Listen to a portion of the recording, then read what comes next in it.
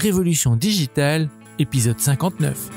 Hey, this is John Lee Dumas of EO Fire, and you're listening to Révolution Digitale with François Lambert. Each week, François brings you global business leaders sharing the secrets of their success in French. Francophone entrepreneurs, this is for you. Prepare to ignite.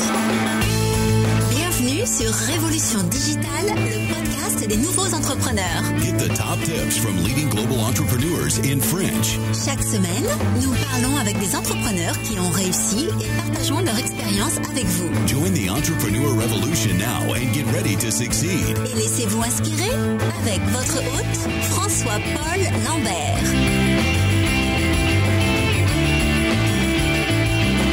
Bâtisseurs et bâtisseuses de la nouvelle économie, bien le bonjour, ici François-Paul Lambert, bienvenue sur Révolution Digitale, le podcast des nouveaux entrepreneurs où je parle chaque semaine avec des entrepreneurs inspirants à travers le monde. Révolution Digitale est diffusée toutes les semaines et les comptes rendus détaillés de tous les épisodes sont disponibles sur notre site web révolutiondigitale.fr. Restez avec nous et n'oubliez pas de vous inscrire gratuitement sur notre site pour rejoindre la tribu digitale et de vous abonner au podcast sur Apple Podcasts, Spotify, SoundCloud, Stitcher, Deezer ou sur votre service préféré. Vous pouvez aussi nous suivre sur Twitter, Instagram et Facebook. Vous trouverez tous les liens dans les comptes rendus de l'épisode sur notre site internet également. Vous êtes la tribu digitale. Alors sans plus attendre, let's get inspired.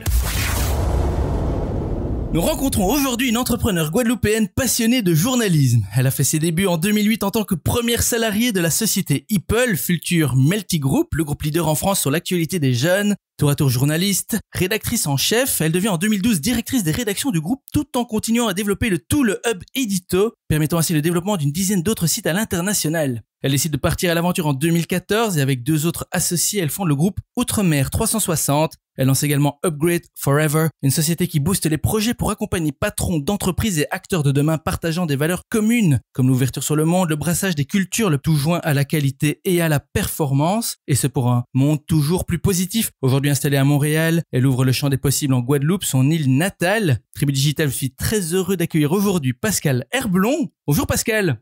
Salut. Un ça grand fait merci. Tout drôle d'entendre quelqu'un parler de soi.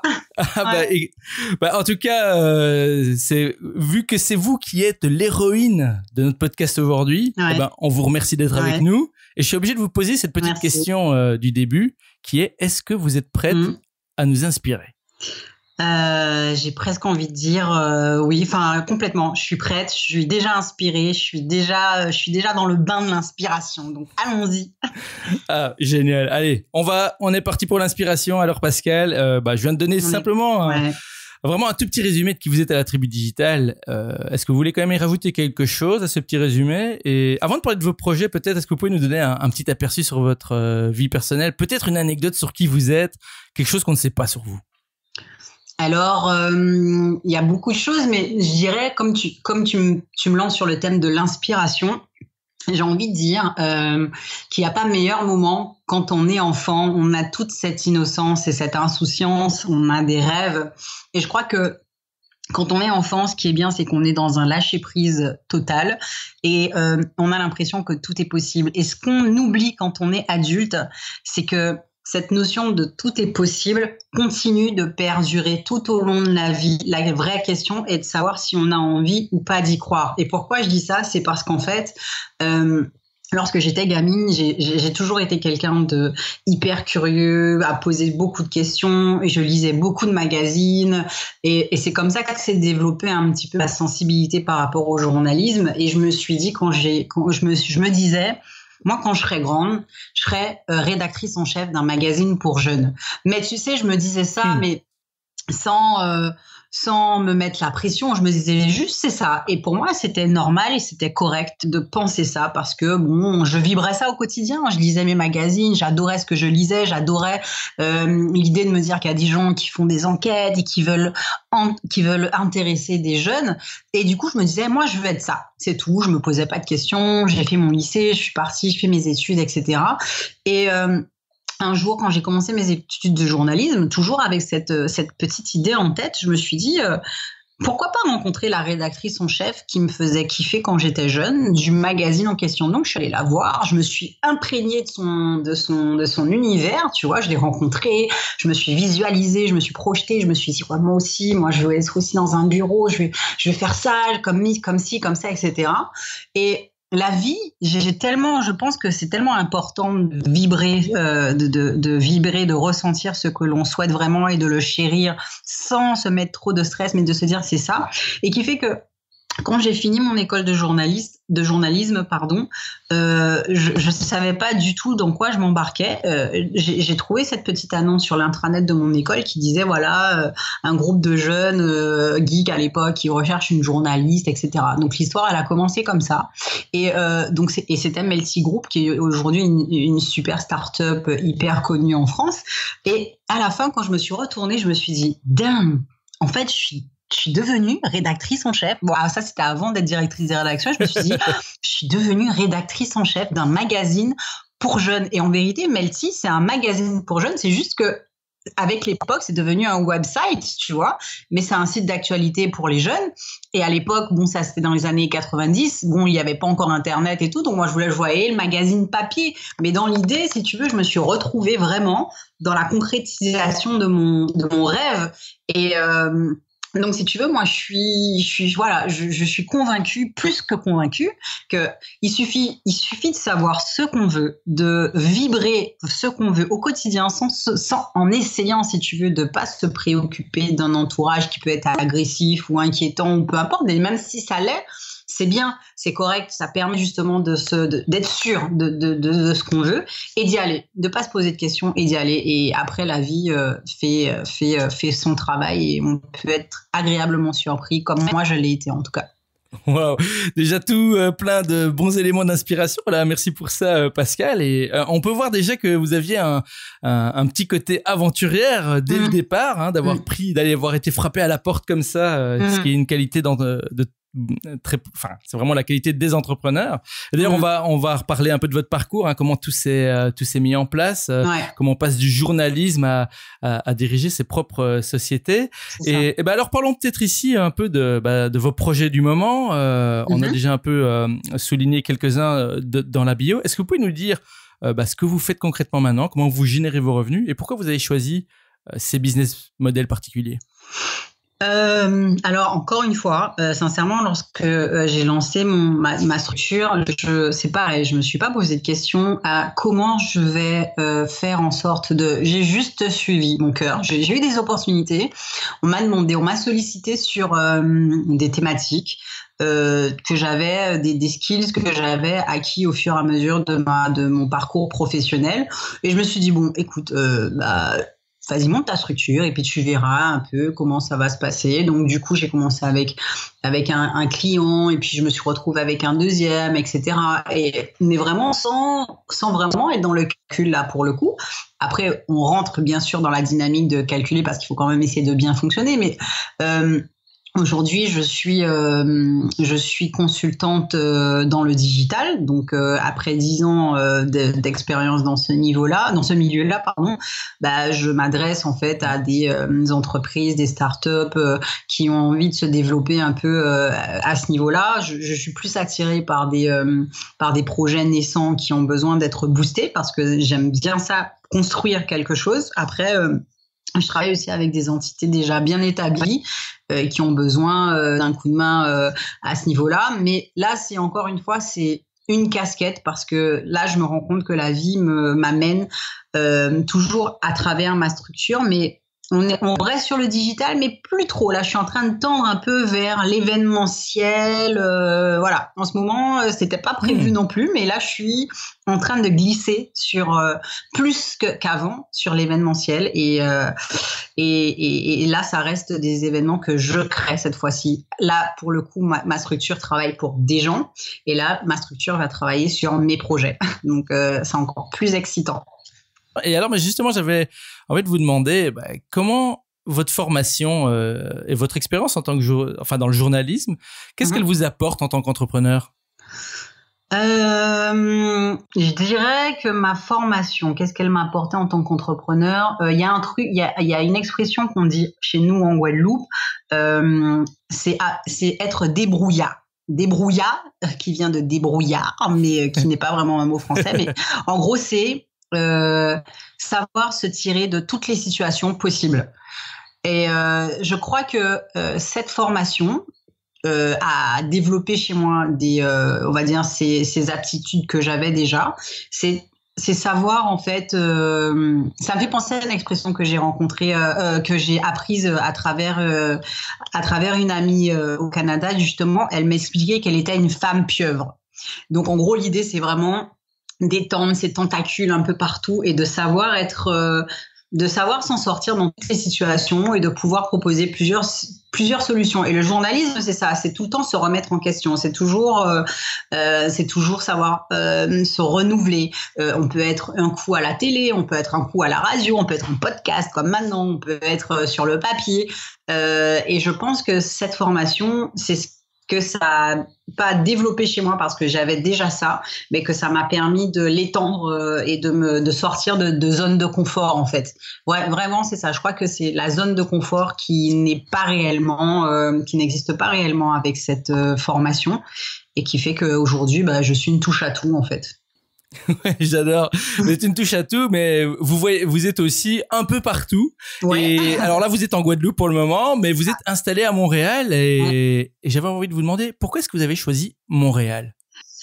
Eh ben, encore une fois, là, c'est toujours. En fait, je crois que c'est en vous parlant que je suis en train de me rendre compte qu'il y a un fil rouge en fait à travers toute mon histoire. C'est vraiment au feeling. C'est-à-dire que moi, dans la vie, j'essaye. C'est pas toujours évident. J'essaye de suivre mon intuition. Donc, ça veut dire qu'on l'appelle comme on veut. Moi, je dis l'intuition, mais j'essaye vraiment d'écouter mon ressenti. C'est-à-dire que je regarde une situation et je me dis, est-ce que je suis à l'aise avec ça ou est-ce que je suis pas à l'aise avec ça? Et si je sens que ça le fait grave, eh ben, j'y vais à fond. Si je sens que j'essaye pas trop vraiment. Bon, c'est pas quelque chose de simple parce que je suis en plein dans la pratique de ça et que c'est au quotidien, c'est tous les jours. Et Montréal, c'est un peu ça, c'est-à-dire que avec mon chéri, on s'est dit après des années en France, est-ce que on en avait marre, on s'est dit bon, où est-ce qu'on peut aller, qu'est-ce qu'on peut faire, comment, etc. Et on s'est regardé. On avait dans notre entourage le mot Montréal qui tournait, des amis qui y allaient, qui avaient envie ou quoi. On s'est dit bon, allez, pourquoi pas nous? On le sent bien, on a le feeling avec ça et on verra. Et on a vibré ça pendant un moment et on a eu l'opportunité de pouvoir avoir un visa. On s'est lancé, il s'est avéré qu'on a eu tous les deux notre visa et qu'on s'est dit ok, c'est bon, c'est regardé, on a tout vendu et on est parti. Et on est arrivé à Montréal comme ça. Voilà. Génial. Et l'avantage, c'est que c'est sur la même time zone que la Guadeloupe, donc pas trop de différence pour c'est ça. Super. Allez, alors écoutez, avant de passer peut-être au centre du podcast qui est votre parcours entrepreneurial, j'ai quand même envie de vous demander un dernier, ou en tout cas un petit conseil rapide à donner à la tribu digitale, peut-être un petit conseil digital ou communication web facile à mettre en œuvre. Qu'est-ce que vous pourriez nous donner pour ça? Faut savoir exister sur Internet. Mais il y a exister et exister. Donc en fait, je pense qu'il faut. Après, ça dépend. Moi, je parlerai plus de ma personne, mais conseil digital, je pense qu'il faut avoir la maîtrise parce que l'Internet, tout part vite, tout est éphémère et en même temps tout peut partir en buzz, en même temps tout est malléable, rien n'existe, tout existe, enfin, c'est assez compliqué. Et donc je dirais qu'en termes de communication, d'identité, de visibilité, faut savoir en fait exister et donc se renouveler, savoir proposer des solutions, mais pas trop en faire parce qu'il y a, comme je disais, exister. C'est pas le tout au buzz, c'est pas le tout à n'importe quoi, c'est avoir une présence et savoir maîtriser un minimum cette chose. Donc maîtriser les nouveaux outils, que ça soit les nouvelles applications ou les anciennes, les Facebook, les Instagram, les Snapchat peut-être, tout dépend de son feeling.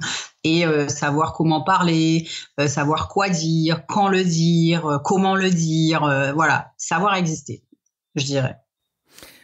Voilà, tribu digitale, retenez bien ce conseil, savoir exister, ça demandera sûrement un petit investissement, mais je pense que si vous lancez un business, effectivement, c'est un prérequis indispensable. Alors gardons ça à l'esprit, parce que nous allons maintenant explorer le parcours entrepreneurial de Pascale, son aventure en tant qu'entrepreneur, le voyage qui l'a amené là où elle est aujourd'hui. Alors Pascale, commençons par cette question que nous appelons l'appel à l'aventure. Alors, vous avez déjà un peu donné des éléments au tout début, mais quand est-ce que vous avez su vraiment au fond de vous que vous vouliez vous lancer à votre propre compte, finalement devenir une entrepreneur? Et si vous ne vous êtes pas lancé tout de suite, qu'est-ce qui vous a retenu? Alors, comment j'ai su que je voulais devenir entrepreneur? Je crois que je suis toujours en train de répondre à cette question entre nous, honnêtement, parce que enfin, pour ce qui est de mon expérience, l'entrepreneuriat, c'est tous les jours en fait. C'est pas quelque chose de qu'on apprend en fait. C'est pas évident, c'est pas difficile, mais c'est vraiment quelque chose. Ça va avec un état d'esprit. Donc c'est pour ça que je dis que je réponds encore à cette question tous les jours, parce que moi tous les jours j'évolue, tous les jours j'apprends des choses, tous les jours je rencontre des gens différents, tous les jours j'ai des projets qui viennent et qui partent. Mais je dirais que le jour où j'ai fait le saut entre un poste hyper établi qui était à l'époque Melty, donc j'avais un super poste, un super salaire, des super responsabilités, c'était un super projet. Et le jour où en fait on passe à entrepreneur, c'est un peu le grand vide pour quelqu'un qui a toujours été. Moi, je suis sortie de l'école, direct, j'ai été embauchée en France, c'est le CDI, donc c'est un contrat indéterminé où on reste assez longtemps. Donc je suis sortie de l'école et je suis rentrée directement en contrat avec mon patron et je suis restée 7 à 8 ans. Et donc on est dans cette zone de confort, tu sais, tu vas travailler, même si c'est une start-up. Tu as quand même un petit peu cette zone de confort, tu sais que voilà, tous les mois tu vas avoir ton revenu, voilà, tu vas bosser un petit peu comme ça, comme ci, comme ça, le vide total, comment je vais m'organiser au quotidien, comment je vais m'organiser au mois, comment je vais faire rentrer l'argent, etc. Et ça s'est passé de manière c'était plutôt éprouvant pour moi, parce qu'en fait, on va dire que la dernière année ou les dernières années, dans mon poste, j'adorais le projet, mais le projet, je le connaissais par cœur. Donc, en fait, si tu veux, au bout d'un moment, j'avais vraiment l'impression de tourner en rond et de ne plus j'avais l'impression d'être dissociée. C'est comme si j'avais deux Pascal. J'en avais une qui allait au boulot et qui voulait se conformer et se conforter dans un rôle qui n'était pas vraiment elle, donc je faisais mon boulot et en même temps au fond j'avais l'autre petite Pascal qui criait j'en peux plus, il faut sortir de là, je veux plus, etc. Tu vois, et la petite voix au fond de moi qui me disait mais Pascal, regarde, tu n'es pas vraiment qui tu es en fait dans ce poste-là, tu rêves et je crois que ce qui a fait le déclic, c'est qu'en fait c'est pas ce qui a fait le déclic, j'ai eu le déclic bien avant, mais ce qui a la goutte d'eau en fait qui a tout fait déborder, c'est que je suis partie en fait en 2014 au Brésil pour suivre la Coupe du Monde avec des équipes et ça c'était une expérience incroyable. Franchement, j'ai vécu des choses incroyables avec Melty et j'ai eu cette chance en fait de partir justement suivre la Coupe du Monde pendant 1 mois et demi.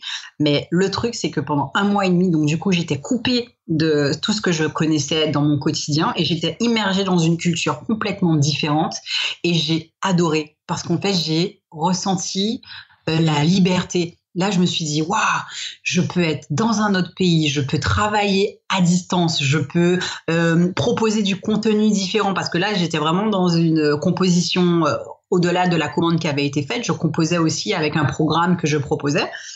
Je peux composer, je peux faire des trucs différents, voilà, j'avais l'impression que mon cerveau était en ébullition, que là mes cellules étaient en train de se régénérer et que je me disais c'est pas possible, je peux pas rentrer en France avec tout ce nouveau moi qui est en pleine ébullition et retourner dans une enveloppe qui n'est pas la mienne en fait. Et c'est le fait d'avoir été coupée comme ça pendant 1 mois et demi, être en immersion et de sortir d'une frontière et d'aller dans un autre pays, de vivre autre chose. Ça m'a je suis rentrée en France et là je savais en fait, là je savais que la vie, en fait, la vie ne tient qu'à nos propres choix et à nos propres décisions. Il n'y a personne qui m'oblige, en vérité, à rester dans un poste pour faire plaisir à qui que ce soit ou pour faire joli. Si moi, je pense que je peux faire autre chose, bah, vas-y, teste. Et c'est ce que je me suis dit. Donc, j'ai tout lâché, mais sans vraiment savoir où j'allais. Et j'étais super soulagée de ça, bizarrement. J'étais flippée parce que l'environnement autour, il peut être super fort. Ma mère était hyper inquiète. Mais Pascal, qu'est-ce que tu vas faire? Comment tu vas faire? Qu'est-ce qui va se passer? Là. Et c'est dur parce que tu sais que tu vas te jeter dans le vide, mais en même temps, au fond de toi, tes tripes te parlent et te disent c'est la survie. Tu vois, c'est la survie. C'est la seule chose qui te reste. Et c'est à ce moment-là précis, quand on est dans cette zone entre d'insécurité et de mystère, on va dire, que c'est à ce moment-là que le choix se fait et que tout bascule. Tu peux réécrire une toute nouvelle histoire en te disant vas-y, j'y vais, je fais confiance à mon mojo, je fais confiance à mon énergie, je fais confiance à mon cœur, je fais confiance à tout. Ou alors tu replonges dans ce que tu étais avant, ça peut être bien, mais à mon avis, quand ça arrive, c'est qu'il faut y aller, parce que de toute façon, ça va se représenter, ça c'est sûr, ça va se représenter à toi 1 fois, 2 fois, 3 fois, tant que tu n'auras pas dealé avec, bah tu vas toujours être dans un truc compliqué. Donc ma réponse est longue, j'espère qu'on la comprend, mais voilà, c'est un peu ce qui s'est passé, donc voilà. Non, c'est parfait et on reviendra dans une minute sur les moments difficiles de la suite de votre aventure. Mais ce que j'ai bien aimé, c'est que c'est vrai qu'il y a vraiment une fine ligne de démarcation. Quand on est on a son CDI, on est dans cette zone de confort, il y a une certaine certitude, mais en même temps, souvent, on se retrouve dans des jobs, du travail qui freinent un peu l'épanouissement personnel et on rêve de cette liberté et cette liberté, on peut l'acquérir notamment par plusieurs biais, notamment l'entrepreneuriat. Et alors, quand on se lance dans l'entrepreneuriat, il y a juste plus de règles, il y a plus cette certitude, il y a cette peur constante. Et pourtant, il y a de plus en plus de monde qui se lance et des gens qui réussissent. Et alors, c'est ça le grand mystère. Et merci d'avoir mis ça en avant. Et alors, bah justement, parlons un peu maintenant. Commençons par ces moments difficiles. Voilà, vous êtes lancé, vous avez tenté des choses, saisi des opportunités. Est-ce que vous pouvez peut-être nous parler ici alors d'un de vos pires moments dans votre vie d'entrepreneur? Est-ce que vous pouvez nous emmener dans ce moment, nous le raconter, peut-être nous expliquer comment vous l'avez surmonté? Waouh, je sais, c'est pas facile. C'est pas facile parce qu'en même temps, je considère que je suis une jeune entrepreneuse. Donc, tu vois, c'est de pires moments, je n'en ai pas, mais des moments difficiles, j'en ai, mais ça va, ça vient. Donc, si tu veux, j'ai pas vraiment d'anecdote pour être honnête avec toi, mais par contre, je peux te dire que effectivement des coups de mou où en fait tu sais par exemple que t'as fini un gros contrat et que ça s'est bien passé, mais que t'étais tellement à fond dans ce projet que peut-être que tu n'as même pas eu le temps de réfléchir à la suite et du coup tu fais réaliser que du jour au lendemain bah oui, il faut continuer. C'est pas parce que t'as un client là qu'il faut lâcher l'affaire et chercher les autres. Et là à ce moment-là t'as ce moment de flottement et tu te dis mais comment je vais réussir et c'est là en fait qu'il faut avoir assez d'estime de soi et de confiance en soi. Je pense que ça, c'est la nourriture de l'entrepreneur au quotidien. C'est-à-dire qu'il faut s'aimer, il faut savoir ce qu'on vaut, il faut savoir ce qu'on veut et cultiver ça au quotidien. Et je vais reprendre une phrase de Napoléon Hill que j'adore, qui est « Vous êtes ce à quoi vous pensez le plus souvent ». Ça veut dire qu'en fait, il faut soigner la qualité de ses pensées, c'est-à-dire qu'on peut être traversé par du négatif et c'est correct parce qu'on est des êtres humains et que c'est normal, mais vivre le malheur ou le négatif ou l'échec au quotidien, amènera l'échec, le négatif et le malheur au quotidien. Donc, vous êtes ce à quoi vous pensez le plus souvent. Je crois que vraiment, c'est savoir prendre le temps d'une manière ou d'une autre. Certains vont faire du sport, d'autres vont méditer, d'autres vont lire, d'autres vont, je sais pas, chacun fait un peu comme il le ressent. Mais je crois que vraiment, au quotidien, qu'on soit dans le positif ou qu'on soit au plus bas du bas, c'est ne pas perdre de vue ce qu'on veut et donc le penser et le vibrer tout le temps et se dire de toute façon, quoi qu'il se passe, même si je suis en bas et que ça me paraît insurmontable, je sais que je peux faire ça, je sais que je vaux ça et ça ira en fait. Quoi qu'il arrive, ça ira parce que l'expérience que je suis en train de vivre, c'est moi qui l'ai provoquée, ce sont mes choix, donc je dois les assumer, mais c'est moi aussi qui peux débloquer la situation. Donc il ne faut pas avoir peur d'aller se lever, d'aller frapper à toutes les portes, de participer à plein d'événements pour recréer son réseau. Et c'est un peu ce que j'ai fait à Montréal parce que c'était difficile. Tu sais, en France, j'avais tout un gros réseau et j'avais un petit peu ma manière de tourner. Et à Montréal, t'arrives, tu connais personne, tu ne connais pas la culture, tu n'as pas d'amis forcément. Et là, tu te dis, mais comment tu vas faire en fait ? C'est pas si facile que ça. Et puis les Québécois, comme dans n'importe quel pays, chacun a sa manière de fonctionner. Donc c'est pas parce qu'en fait tu vas rencontrer quelqu'un une fois que ça y est, c'est ton meilleur ami et qu'il va trouver un job ou qu'il va trouver un contrat. Non, c'est tu vas une fois, tu le vois, tu le revois 2 fois et tu le revois 3 fois et 4 fois et 5 fois et peut-être même au bout de la 5e fois il va rien se passer, mais il va commencer à se passer quelque chose. Donc il faut avoir de la patience, il faut être téméraire et ne pas se mettre trop de pression, mais voilà, savoir ce qu'on veut. Et je pense que voilà, on peut dire ça, c'est qu'à Montréal, la difficulté, c'était plus de tout créer, de partir de zéro et de se dire waouh, comment je vais faire. Et en fait, t'y vas, en fait, tu te poses pas de questions, tu ouvres une porte, si on te ferme la porte, t'en as d'autres 2 portes, tu ouvres les portes, tu vas voir les gens, tu dis salut, je m'appelle Pascal, je viens de là, j'ai fait ça, je veux travailler avec vous et vous. Non, oui, bon, ok, c'est pas grave, il y a 8 milliards, je sais pas combien de personnes sur Terre, tu vas forcément trouver à un moment ou à un autre une connexion qui va t'amener à une autre connexion et qui va t'amener à une autre connexion. Et voilà, c'est un peu ça c'est un peu ce que je peux dire. Voilà. J'ai envie de dire, boum, une tonne de bons conseils. Pascal, merci pour ça. Et j'aime vraiment beaucoup la phrase, vous êtes ce à quoi vous pensez le plus souvent. Qui vient de Napoléon Hill, qui est, c'est Tribu Digital. Si vous n'avez pas lu les livres, ou en tout cas le livre de Napoléon Hill, je crois que c'est Think and Grow Rich, mais je me trompe, corrigez-moi si je me trompe. C'est ça, Il faut aller lire ce livre. Ça ira. Il suffit d'agir. C'est ça. Il faut, c'est ça. Agir et croire. Oui. Ouais. De toute façon, on ira remettre toutes les références dont on parle ici sur votre page dédiée sur le site de Révolution Digitale. Mais alors ici, Pascal, prenons le pied inverse. Si vous pouviez ici nous emmener dans un de vos meilleurs moments en tant qu'entrepreneur. Je dis entrepreneur parce que j'ai entendu que vous disiez entrepreneuse. On ne sait jamais quel mot utiliser, mais je voulais vous rassurer que j'utilise pas la version masculine quand je vous parle. Il y a un petit E au bout. Voilà, juste pour confirmer. Mais si vous pouvez ici alors nous emmener peut-être dans, je sais pas, ça peut être une épiphanie que vous avez eue, une idée géniale qui vous a poussé vers plus de succès, ou bien juste un moment éclairé où vous étiez en mesure de tourner les choses en votre faveur. Si vous pouvez nous raconter un moment comme ça. Oui, je peux raconter. Alors, en fait, je vais tourner la question autrement, si tu me le permets.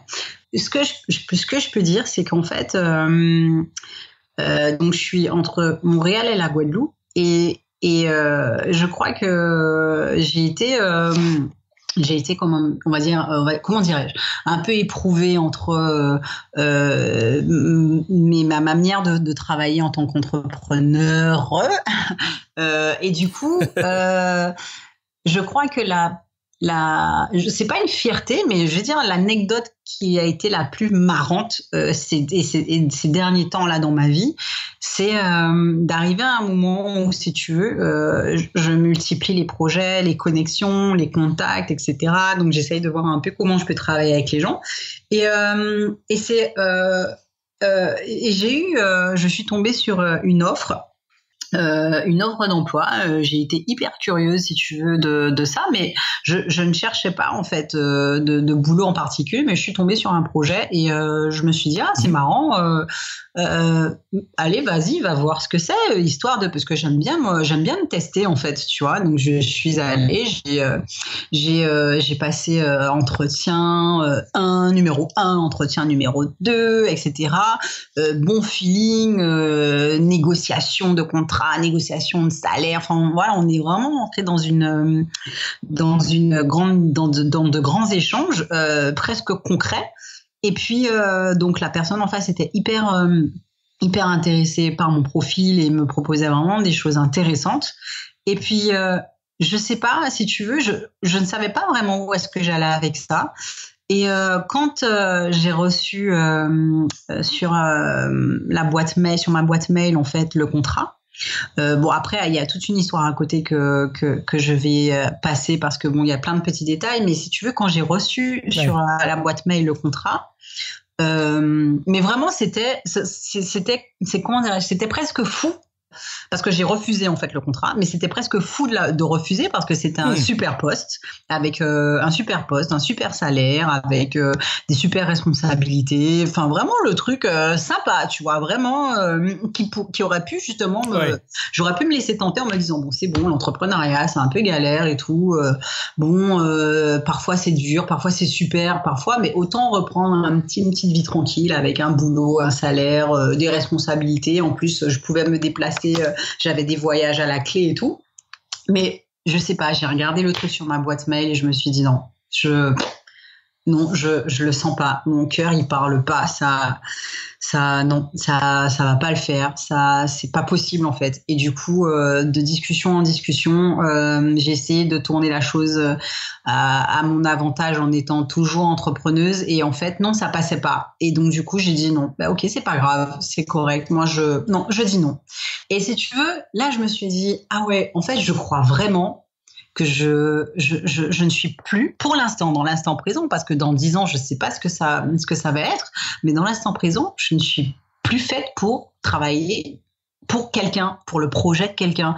Je veux vraiment travailler pour moi, à mon compte. Je veux développer les projets qui me font kiffer, je veux pouvoir développer mes propres projets, mais je n'ai plus la force, ni l'énergie, ni l'envie, et quel que soit le salaire qui m'est proposé, de travailler. Bon, quel que soit, après, si tu me donnes 1 million par mois, on en discute, hein, mais voilà, mais là, pour l'instant, si tu veux, je me suis dit, ah ouais, là, je crois que j'ai vraiment ça en moi, c'est-à-dire que je suis trop libre dans ma tête, trop indépendante, trop créative, pour retourner dans un cast et me conforter. Et si tu veux, dans ma vie d'entrepreneuse, pour moi, c'est vraiment un acte de foi d'avoir eu cette réaction, et alors que versus beaucoup de gens cherchent à avoir un CDI, beaucoup de gens cherchent à avoir un salaire fixe, beaucoup de gens cherchent à avoir des responsabilités, un contrat, et moi, je regarde le truc et je dis non, je veux pas, j'en veux pas, je préfère rester dans ma condition et on verra demain ce qu'il en est, tu vois. Donc voilà, c'est ce que je peux te raconter, parce que c'est ça qui m'a fait vibrer ces derniers temps en fait.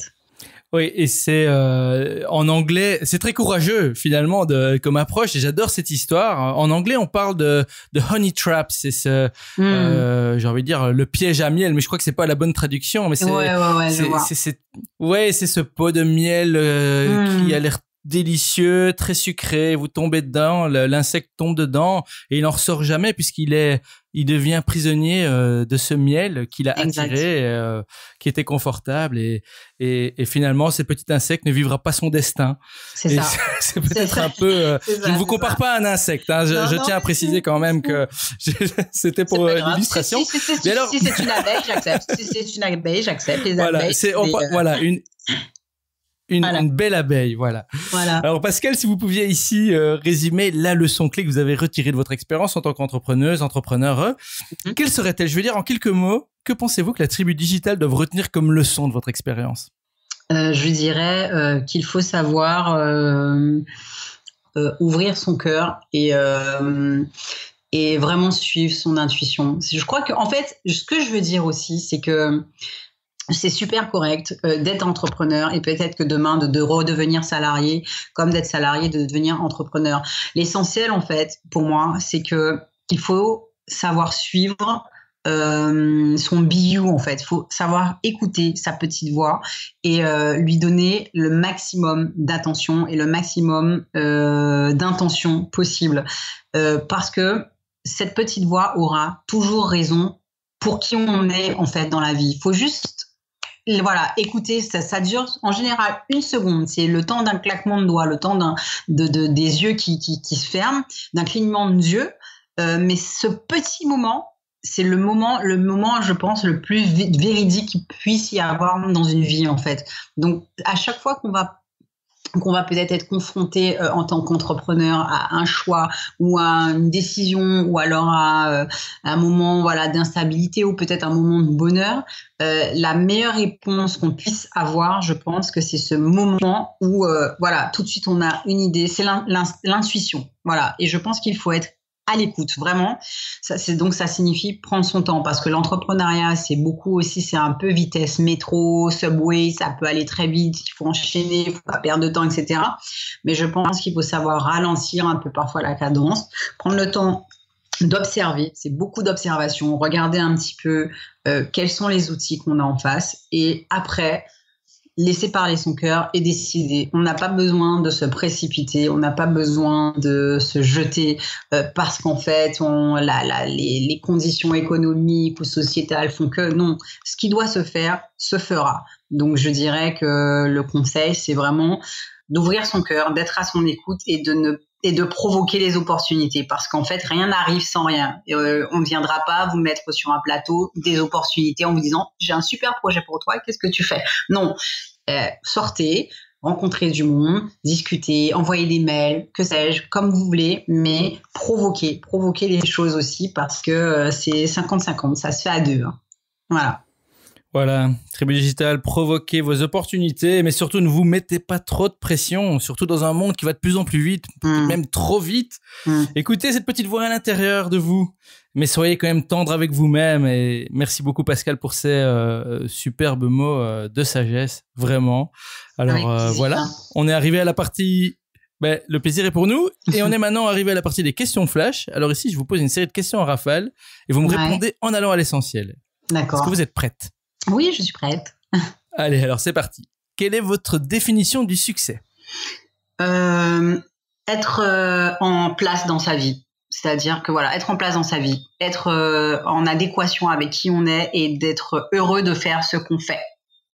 À quoi ressemble votre journée type ? Est-ce que vous avez peut-être une routine que vous pratiquez tous les jours qui vous aide ? Absolument pas. Par contre, il y a des trucs qui reviennent au quotidien. C'est que il n'y a pas de 7h à 17h. Je n'ai jamais la même journée au quotidien. Par contre, je dirais que j'essaie au moins une fois par jour de méditer. Et ensuite par contre mon téléphone c'est ma troisième main donc j'ai mes deux mains et j'ai mon téléphone et je check les mails, je check les réseaux sociaux, je check tout, j'ai toujours mon téléphone dans la main donc en termes de routine mon téléphone c'est mon troisième bras, ma troisième main et après par contre il y a toujours un moment de méditation ou de prise de recul pour regarder ce qui a été accompli dans la journée ou ce qui va être fait. Donc, et d'ailleurs, petite anecdote, il y a quelqu'un qui fait ça très bien. Elle s'appelle Beyoncé. Elle le dit en conseil, Beyoncé. Tous les soirs, avant de dormir, elle visualise la journée qu'elle aura demain. Ça peut aider. Ça permet de s'endormir dans des vibes, dans une énergie positive et de se réveiller avec déjà un plan déjà tout fait et une énergie positive. Donc, j'essaye parfois de faire ça aussi. Ouais. Alors, si vous deviez recommander un livre, quel serait-il et pourquoi ? Je dirais Napoléon Hill, j'ai déjà cité, donc je vais pas parler de ça, mais je dirais La prophétie des Andes.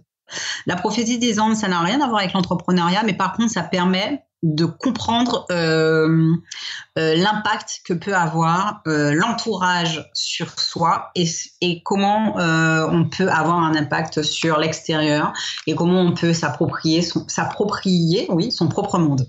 Je dirais La prophétie des Andes. C'est pas mal. On peut avoir plusieurs lectures, mais on peut avoir cette lecture-là aussi.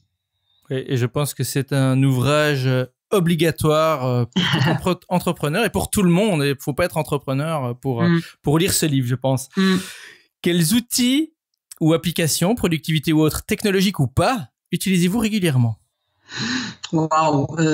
Régulièrement, je peux être sur le Trello qui me permet d'organiser mon travail, Hootsuite qui est un outil qui permet de gérer ses réseaux sociaux et de faire de la programmation. Après j'utilise tous les outils de Google pour pas faire de pub non plus, mais tous les outils de Google Agenda, Google Drive, hyper utile pour moi. En gros, Evernote aussi. Après, en application, Twitter, Facebook, Instagram. Fut un temps, j'étais sur Snap, mais j'ai lâché l'affaire. Et voilà. Après, j'en ai d'autres, mais là, tout de suite, je dirais les principales, c'est celle-là. Super. Qu'est-ce qui vous inspire ou vous passionne en ce moment? Les gens inspirants. Donc, les gens inspirants. Donc, là, tout de suite, dans l'instant présent, je dirais vous, votre émission. Ça m'inspire. Merci beaucoup. ça me parle bien. Non, vraiment, ce qui m'inspire, c'est de rencontrer des gens inspirants, c'est de discuter avec des gens qui vivent leurs rêves et qui n'ont pas peur, et quelle que soit la difficulté. Et ça, c'est vraiment quelque chose qui me fait kiffer, vraiment. L'inspiration appelle l'inspiration. C'est et la dernière question, alors Pascal, voilà. Ouais. Donc on est arrivé à la question back in time. Alors Pascal, imaginons que vous ayez l'opportunité de remonter le temps et vous vous retrouvez face à votre vous de 18 ans. Vous n'avez que 5 minutes avant que le portail temporel ne vous ramène au présent. Avec l'expérience que vous avez maintenant, que vous diriez-vous? D'un point de vue pratique, que feriez-vous différemment? Quel plan ou conseil précis vous donneriez-vous pour réussir plus efficacement et qui n'implique pas d'acheter des billets de loto, des paris sportifs ou d'investir en bourse? Je dirais à Pascal qui a 18 ans d'apprendre à avoir plus confiance en elle et parce que je suis beaucoup dans le mental. Je me pose beaucoup de questions, donc j'ai beaucoup donné des tips d'inspiration, mais ça ne veut pas dire qu'à l'inverse c'est hyper évident au quotidien. Et je lui dirais ça en fait, je lui dirais qu'elle peut être qui elle veut, à partir du moment où elle le fait en conscience et qu'elle le fait dans le respect de qui elle est et dans le respect des autres. Mais qu'elle peut être qui elle veut, quand elle veut, comme elle veut. Et de pas avoir peur de ça parce que c'est correct en fait, c'est super correct. Voilà, Tribu Digital, ça s'applique à vous aussi. Vous pouvez être qui vous voulez. Et la confiance, c'est vrai, c'est vraiment un ingrédient clé. Pas seulement pour l'entrepreneuriat, mais pour tout aspect de la vie. On a tellement tendance à se sentir comme des imposteurs, à se sentir pas à la hauteur et à essayer de rentrer dans des cases pour être aimé et apprécié. Alors qu'en fait, c'est peut-être l'inverse qu'il faut faire. Et c'est vraiment un conseil qui revient souvent. Prenons-en bonne note. Pascal, merci du fond du cœur. On est arrivé à la fin de l'épisode. Okay. Merci d'avoir généreusement partagé tout ça avec nous. Alors, Tribu Digital, j'espère que vous avez bien pris note. Je sais qu'il y en a parmi vous qui hésitent encore à se lancer et j'espère que l'aventure de Pascal vous inspirera à faire le grand saut. Alors Pascal, pour le mot de la fin, que diriez-vous à nos auditeurs de la Tribu Digital et à nos auditrices qui hésitent encore à se lancer en tant qu'entrepreneurs ou qui se sentent bloqués? Si vous aviez un dernier conseil à leur donner, quel serait-il? Je dirais faites des rencontres. Ça peut être écouter des émissions comme la vôtre. Vraiment, c'est pas pour vous flatter plus que ça, mais je pense que c'est super qu'il y ait des émissions comme ça parce qu'en fait il y a pas, heureusement qu'il existe des médias comme YouTube où en fait on peut trouver du contenu aujourd'hui de choix et qu'on choisit et qu'on voilà, etc. Mais la télé c'est plus trop ça. La radio c'est compliqué de tomber sur les bonnes émissions. Et je dirais que à Montréal c'est vraiment ce que j'ai découvert davantage, c'est qu'en fait c'est tellement un endroit où les gens n'ont pas peur de faire des choses ou de créer des opportunités, que je suis allée à plusieurs conférences ou ateliers débats ou des formations. J'ai fait la rencontre de plusieurs entrepreneurs et en fait, rien que de les écouter, de suivre un peu leur parcours, de comprendre, ça crée en fait, ça crée de l'énergie, une énergie positive en soi, et ça donne envie, et en fait ça permet de se dire voilà, ils ont réussi, alors pourquoi pas moi.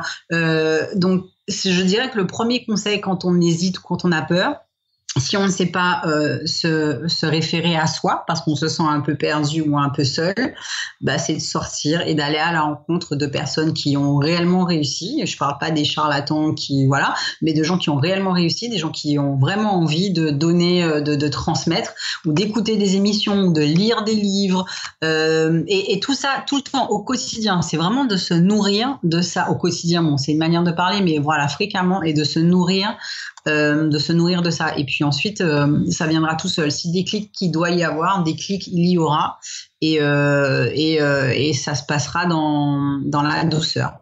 Tout est dit, Pascale. Vraiment, encore merci. Ça fait vraiment un plaisir et un honneur pour moi et pour nous de vous avoir aujourd'hui. Alors, avant de nous quitter, dites-nous comment rester en contact avec vous sur les réseaux sociaux ou ailleurs. Et si vous avez une annonce à faire, eh bien, la Tribu Digitale vous écoute. Alors moi c'est simple, je suis sur Facebook et sur Instagram principalement, donc n'hésitez pas, mon prénom nom, Pascale Herblon, je serais ravie de rentrer en contact avec vous. Et pour ce qui est de l'actu, moi je suis entre Montréal et la Guadeloupe aujourd'hui, j'en dirai pas plus, mais je dirais que je travaille vraiment à connecter ces deux terres sur des projets futurs. Donc j'y travaille, on verra ce que l'avenir nous réserve, mais voilà, je voudrais qu'il y ait un lien entre ces deux coins de la planète, et donc comme on dit, watch me. Tribu Digital, vous venez d'entendre Pascale Herblon partager avec vous son expérience et ses conseils. C'est à vous de jouer maintenant. Rejoignez-nous sur revolutiondigitale.fr et tapez Pascale dans la barre de recherche. Vous aurez accès à sa page dédiée avec toutes les informations et les références dont nous avons parlé aujourd'hui. Et bien sûr, n'oubliez pas de suivre Pascale sur ses réseaux sociaux, Facebook, Instagram, et pour rester à l'affût de ses futurs projets. Pascale, vraiment encore merci d'avoir partagé votre aventure avec la Tribu Digitale. Je vous dis au revoir et je vous retrouve en backstage. Ça marche, merci. Salut tout le monde. Hey Tribu Digital, merci de nous avoir écoutés aujourd'hui. J'espère que vous avez aimé notre entrevue avec Pascale. Venez continuer la discussion avec nous sur Twitter, Instagram, c'est @RevoDigital et Facebook /Révolution Digitale. On vous y attend. N'oubliez pas non plus de vous abonner sur Apple Podcast ou SoundCloud, ou inscrivez-vous directement sur notre site web pour être notifié des prochains épisodes. Vous êtes la Tribu Digitale. Et souvenez-vous, tout semble toujours impossible jusqu'à ce que ce soit fait. Thank you for listening to our guest stories this week. Merci, et n'oubliez pas de vous inscrire à notre newsletter pour encore plus de conseils qui vous aident à réussir. We hope you're inspired and ready to move forward with your entrepreneurial dream. À bientôt pour un prochain épisode de Révolution Digitale. Stay inspired!